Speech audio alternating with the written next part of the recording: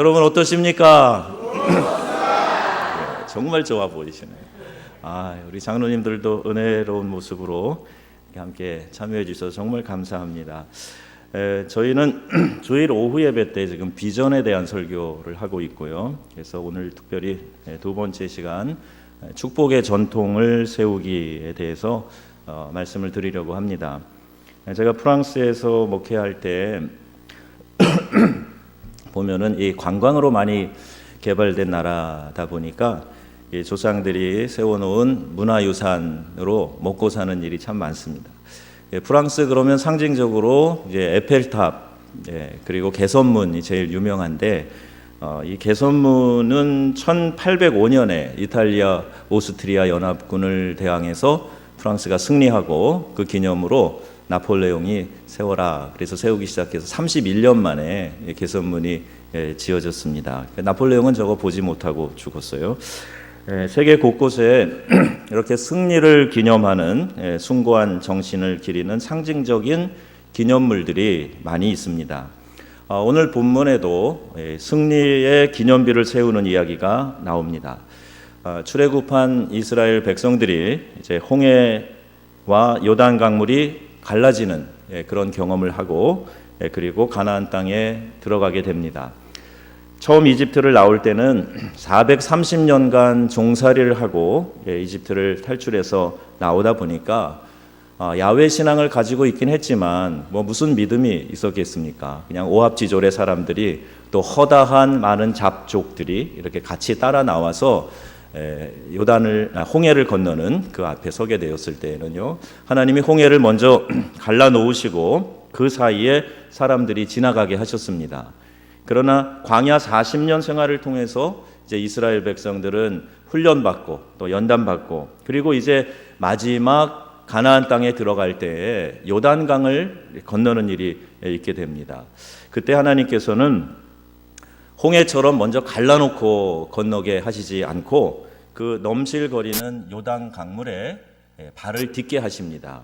제사장들을 앞세우고 언약궤를 앞세우고 그리고 그 요단 강물에 발을 딛게 될 때에 흐르던 강물이 멈추고 그리고 그들이 마른 땅처럼 요단강을 건너게 되었습니다.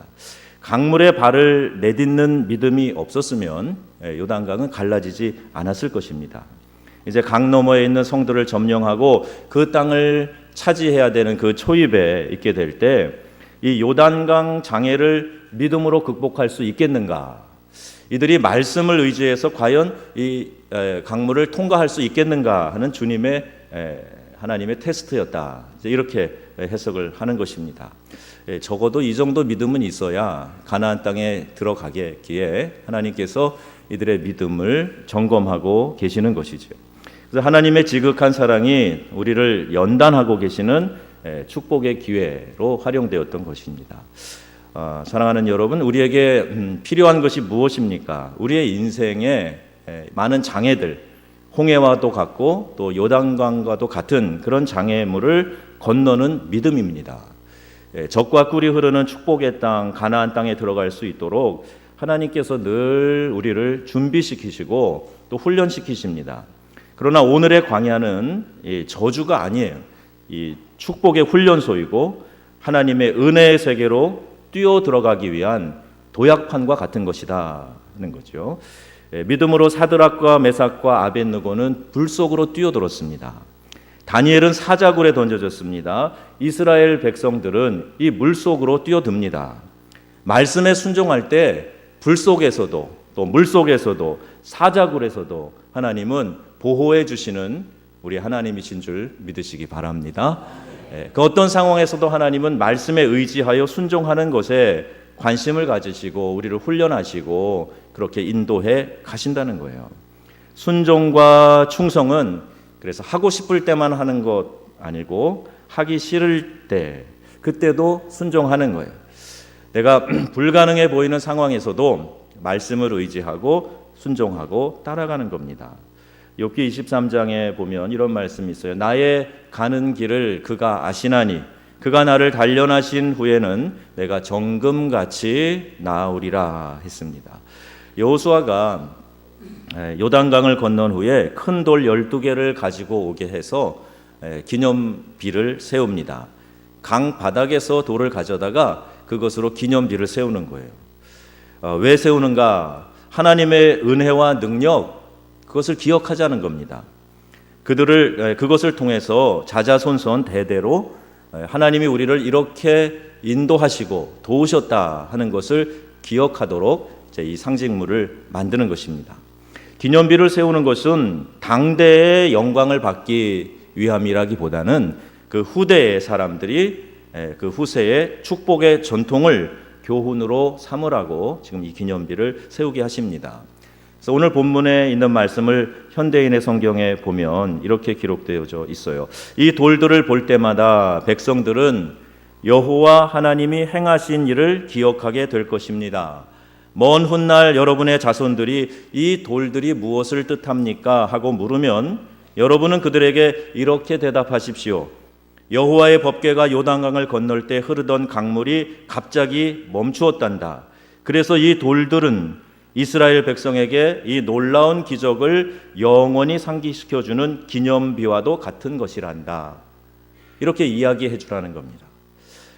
내 가정의 진정한 성공은, 내 가정의 축복은 내 당대로 그치는 것이 아니라 그 축복을 자자손손 전할 수 있도록 이 축복의 씨앗을 심어두라고 말씀하고 있는 겁니다. 여러분 가문에는 기념비가 있습니까?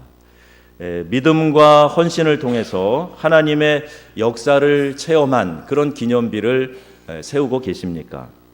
부모님의 신앙을 바라보면서 자손들이 아름다운 신앙의 유산을 이어받고 그 신앙을 본받기를 힘쓰고 따르려는 마음이 불같이 일어나는, 그 마음을 일으킬 만한 그런 기념비를 여러분 세우고 계십니까?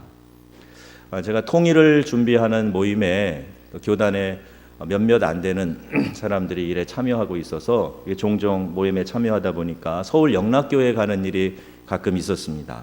거기 가면 6.25 때 피난 가지 않으시고 그 교회를 지키다가 순교한 김흥락 장로님 기념비가 세워져 있습니다. 사람들이 그것을 볼 때마다 우리의 신앙의 어른이 교회를 지키기 위해서 이곳에서 순교하셨구나 하는 그 마음이 들고, 또 어떤 마음을 그들이 다잡아 다시 한번 새롭게 하겠습니까? 나도 믿음의 순도를 높여야 되겠다. 내가 하나님 믿는 믿음을 위해서 내 목숨을 바치는 한이 있어도 교회를 사랑하고 따라가야 되겠다. 이런 마음이 들지 않겠습니까? 주기철 목사님, 손양한 목사님이 남긴 신앙의 기념비는 자자손손 얼마나 큰 자부심을 주고 그 가문의 축복의 전통으로, 유산으로 남겨지겠습니까? 한 세대를 35년으로 봅니다. 내 당대에 아무리 충성하고 하나님 믿는 신앙을 가지고 예배했어도 이 신앙의 축복의 유산이 자녀들에게 전해지지 않으면 이 신앙은 그냥 1세대로 끝나고 말 겁니다. 오늘날 유럽 교회들의 모습이 바로 그런 모습입니다. 하나님의 은혜를 깨닫고 하나님을 의지하고 또 기도하게 하는 이 축복의 전통을 가르치지 않으면 가장 중요한 유산을 자식에게 넘겨주지 않는 겁니다. 오늘 한국교회 위기가 바로 여기에 있습니다. 제가 한 20년 가까이 해외에 있다가 늘 한국을 생각할 때 안타까웠던 것이 한국의 신앙의 2, 3세대들이 세워지지 않는 거예요. 한 2년, 1년 간격으로 한국에 와보면 젊은이들이 숫자가 교회에 팍팍 줄어가는 모습들을 보게 됩니다. 너무 안타까운 모습이에요. 이 땅에 신앙의 유산을 이어받아서 대를 이어가면서 더 깊은 믿음의 뿌리를 내리고 그들이 하나님이 주시는 축복을 받아 누리는 그런 나라로 계속 성장해 가야 될 텐데, 우리 1세대의 뜨거운 믿음이 자손들에게, 그 자식들에게 전달되지 않는 모습을 보면서 매우 안타까운 마음이 들었습니다. 우리 교회 목회, 저는 아이들에게, 우리 청소년들에게 좀 많은 시간과 노력과 물질을 투자했으면 좋겠어요. 아마 여러분들께서도 그런 안타까움을 가지고 교회 목양에 동참하고 계실 텐데, 우리 한국교회 믿음의 2세들이 잘 세워지는 비결은 우리 지금 신앙을 갖고 있는 어르신들이 그 믿음의 가장 소중한 그 진수를, 내가 하나님으로부터 받아 누린 축복을, 그리고 하나님이 얼마나 신실하시고 사랑이 풍성하시고 좋으신 분이신지에 대해서 잘 전달해야 됩니다. 그래야 우리의 자손들이, 우리의 자녀들이 그 믿음의 유산을 가지고 더 전진하고 더 축복을 누리는 삶을 살게 될 줄로 믿습니다. 우리 그 안타까움을 가지고 신앙의 좋은 축복의 전통을 만들어 가자 하는 이 말씀을 지금 드리고 있습니다.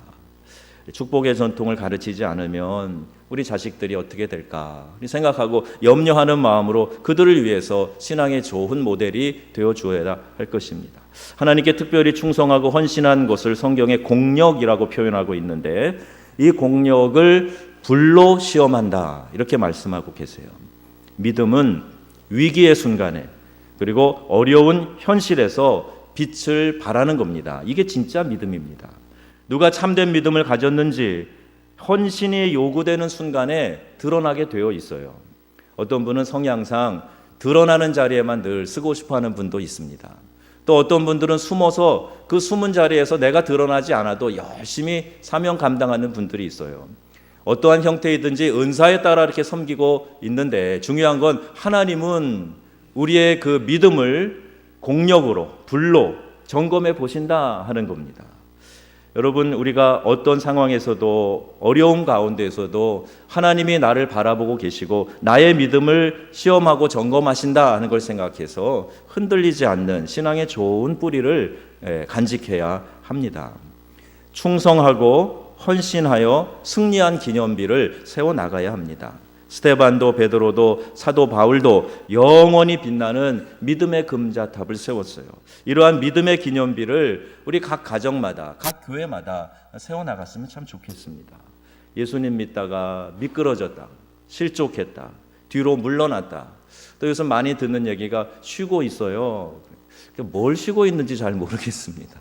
교회 나오다가 안 나오는 경우에 우리가 쉬고 있다 이런 표현을 하는데, 근데 믿음으로 잘 나가야 되는데 실족하고 또 전진하지 못하고 후퇴하고 침륜에 빠지고 망하는 일, 이런 기념비를 세워서는 안 될 것입니다. 은혜 받은 기념비, 또 기도 응답의 기념비, 치료받은 기념비, 재생산의 기념비, 성령 충만한 기념비, 승리의 기념비를 세우시는 저와 여러분 다 되시기를 주의 이름으로 축원합니다. 그 기념비를 세워나가자는 말이에요. 거기에 관심을 가지면 그 일에 노력하게 되어 있습니다. 가문의 영광이라는 제목의 영화가 있습니다. 별로 영양가 없는 코믹 영화입니다. 그 영화에 나오는 이 가문이 있는데 조직 폭력배 가문입니다. 그래서 이 가문에서 이 S대 출신 똑똑한 변호사 정준호 사위를 맞아들이기 위해서 특별 작전을 시행하는 것부터 이 영화가 시작이 됩니다. 건달의 피를 좀 지성인의 좋은 피로 업그레이드 시켜보겠다라는 그런 전략입니다. 사람은요, 먹고 사는 문제가 해결되고 나면 자기의 사회적인 클래스를, 소셜 클래스를 좀 높여보고 싶어하는 그런 욕망이 든다고 합니다. 근데 여러분, 우리가 자주 놓치는 부분이 있어요. 과학자들이 이 게놈 연구를 통해서 육체적인 특성들이 다음 세대에 유전된다 하는 것은 잘 발견해서 알고 있습니다. 생물학적으로, 유전적으로 이런 형질들, 특성들이 유전되고 있다. 그걸 잘 연구하면 유전되는 병도 고칠 수 있다. 이런 것을 발견해서 발표하고 합니다. 그런데 여러분 아십니까? 이것뿐만이 아니에요. 육체적인 형질뿐만이 아니라 감정적인 것, 정신적인 것, 영적인 특성 또한 유전된다 하는 걸 우리가 기억해야 됩니다.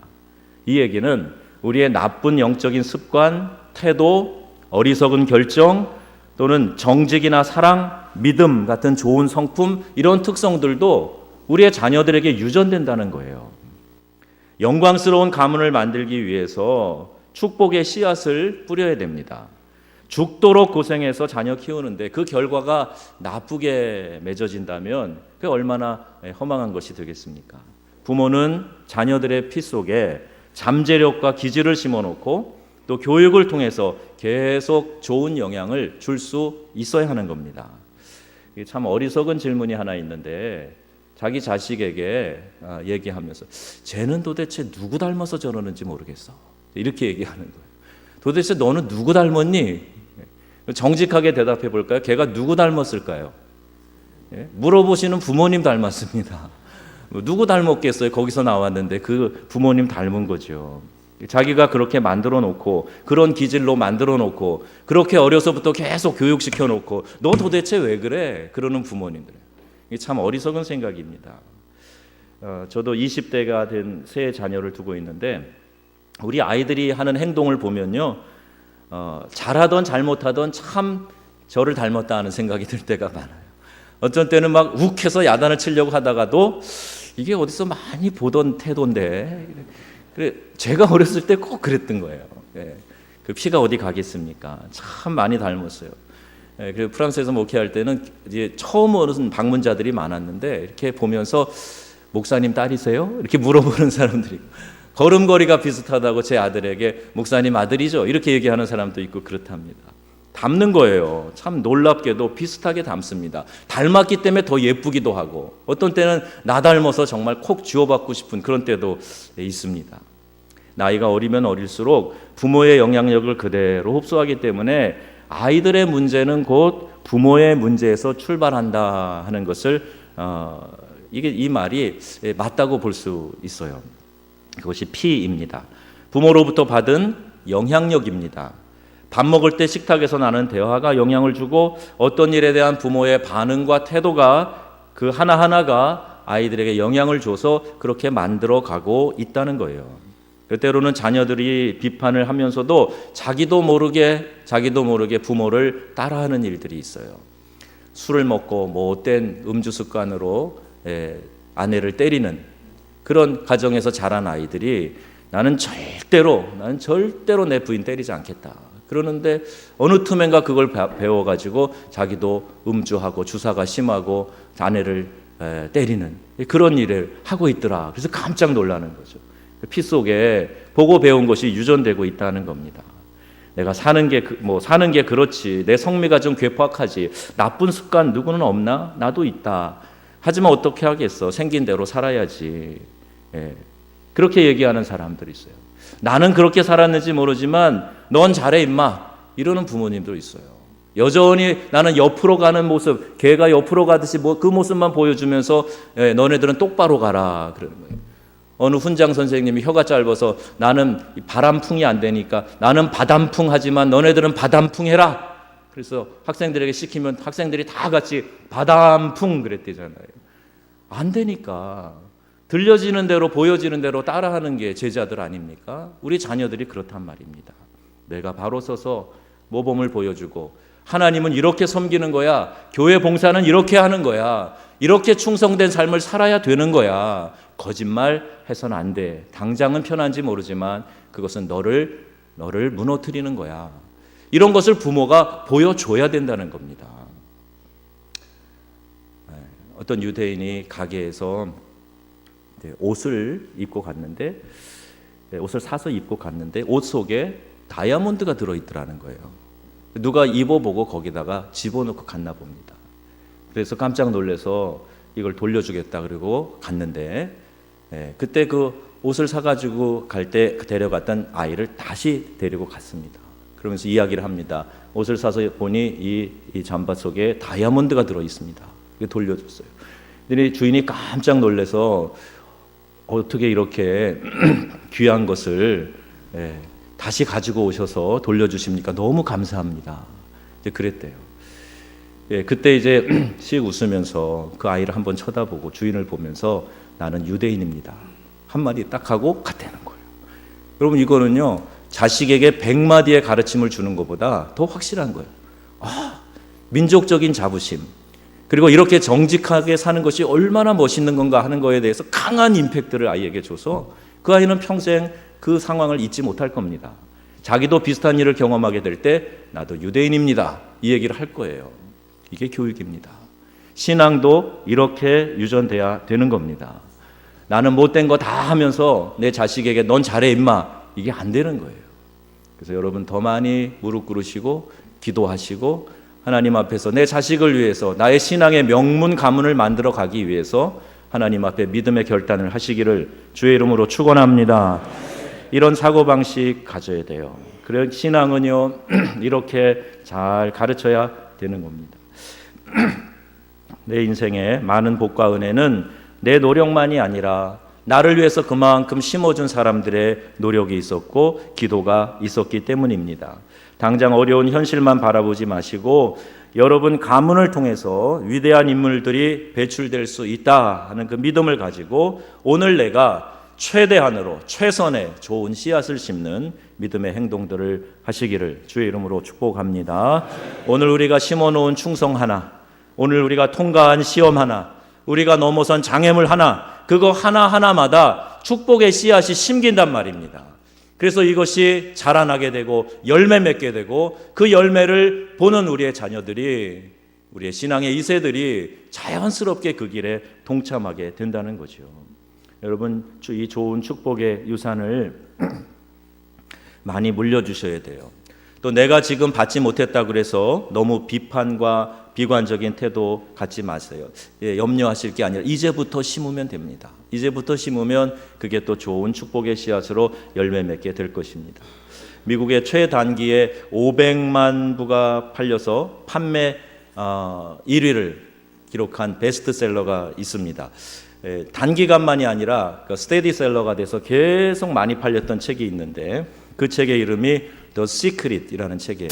한국에 번역돼서 나왔습니다. 론다 번이 지은 책인데 이 책을 광고하는 문구에 이렇게 돼 있어요. 수세기 동안 단 1%의 사람만이 알았던 부와 성공의 비밀이라고 적혀 있습니다.